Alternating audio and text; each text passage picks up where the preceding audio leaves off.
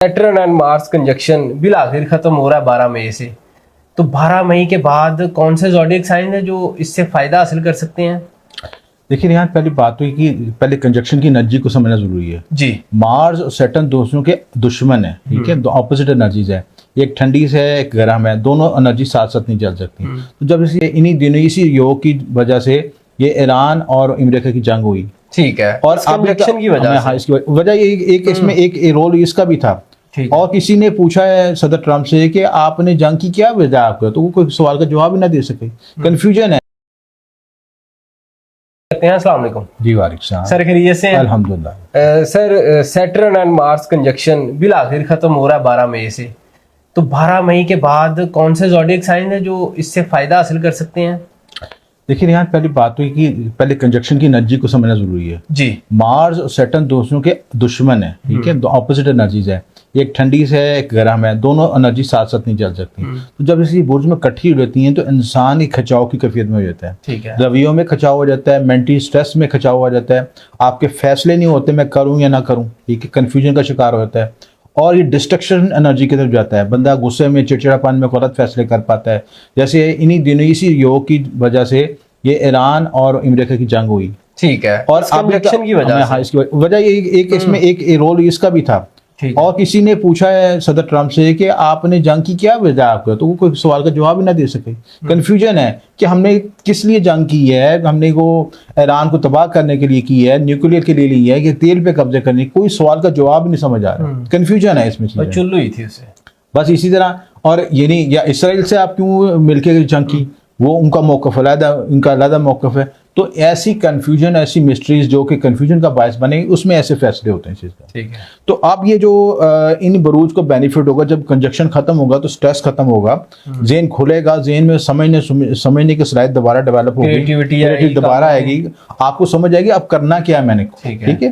तो ये इसमें बुर्ज हमल वाले, जी, क्योंकि बुर्ज हमल और इसलिए डिस्टर्ब थे कि इनका लगन लॉर्ड था मार्स, ठीक है, मार्स इनका रूलिंग प्लैनेट है, तो वो सैटर्न के साथ जाएगा तो दब जाएगा, डिस्ट्रक्शन एनर्जी होगी। एक मार्स तेज है, फास्ट स्पीड है, और सैटर्न स्लो है, दोनों एनर्जी ऑपोजिट है एक दूसरे के, एक कहता है रुक जाओ, एक कहता है चलो, तो दोनों की एनर्जी डिस्ट्रक्टिव होगी, तो फिर वो चीज़ चल नहीं पाती इस वजह से रिलेशनशिप भी खराब होते हैं, मसाइल पैदा होते हैं। तो अब जब ये सैटर्न अपना पीछे रह जाएगा, मार्स आगे चला जाएगा, मार्स अपने ज़ाती बुर्ज में जाके रोचक योग, महापुरुष योग बनेगा, जो कि हमने अगली वीडियो में डिस्कस भी किया, ठीक है। तो उससे बेनिफिट हो। दूसरा जो साइन है वो स्कॉर्पियोज है, ठीक है, स्कॉर्पियोज को फायदा होगा क्योंकि इनका भी रूलिंग प्लैनेट जो है मार्स है, तो मार्स उनको भी बेनिफिट देगा कि एक तो अपने जाती बुर्ज में आ जाएगा हमल में, उनको भी एनर्जी भी बहाल हो जाएगी, और प्लस सैटर्न के असरात से भी निकल जाएगा। तो हमल वाले भी फायदे में रहेंगे और स्कॉर्पियो वाले भी फायदे में रहेंगे, ठीक है। उसके बाद तीसरा बुर्ज जो है हमारे पास वो लियोज है, बुर्ज असद, क्योंकि इनके 8वें घर में ये कंजक्शन बना था मार्स और सैटर्न का। तो ये 8वां घर बड़ा दबाव का होता है और बड़े ट्रांसफॉर्मेशन का होता है, एंग्जाइटी का होता है।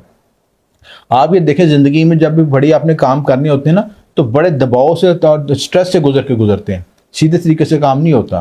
कोई क्रिएटिव को बड़े लेवल पे, आपने हाई लेवल पे काम करना, तो आपने प्रेशर से गुजरते हैं, तो उतार चढ़ाव से, इसी असद फेज आप प्रेशर से गुजर जाएंगे, और जो मार्स की एनर्जी आगे आपको पॉजिटिव एनर्जी देगी और फिर आप ग्रो कर सकेंगे। डन हो गया। नेक्स्ट उसके बाद सैजिटेरियस है, इनके चौथे घर में कंजक्शन बना था।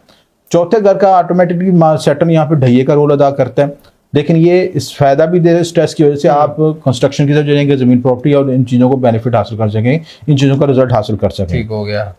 लास्ट जो बुर्ज है वो कैप्रिकॉर्न्स हैं, मरीख का जो कंजक्शन जो है इनकी इजी होगा, तीसरे घर की वजह से जो स्ट्रेस खत्म होगा, तो करीबी रिश्तेदारों रिलेशनशिप में बेहतरी आ सकेगी, छोटे सफर हो सकेंगे रिलेशनशिप में, कम्युनिकेशन लेवल आपको बेहतर हो सकेगा। डन हो गया। तो ये पांच बुर्ज जो है जिनको benefit, Aries, Scorpio, Leo, Sagittarius and Capricorn. जी बिल्कुल। तो नाज़रीन, ये कंजक्शन जो सैटर्न और मार्स का बना हुआ था 12 मई से ख़त्म हो गया, और अब इसके ख़त्म होने से फ़ायदा हासिल कर सकते हैं 5 बुर्ज, जिनके बारे में सर ने बता दी किन मामलात में फ़ायदा हो सकता है, वो भी सर ने डिस्कस कर दिया है। अपनी कीमती राशि गा करते रहा करें और हमें दीजिएगा फिल वक्त इजाज़त। अल्लाह हाफिज़।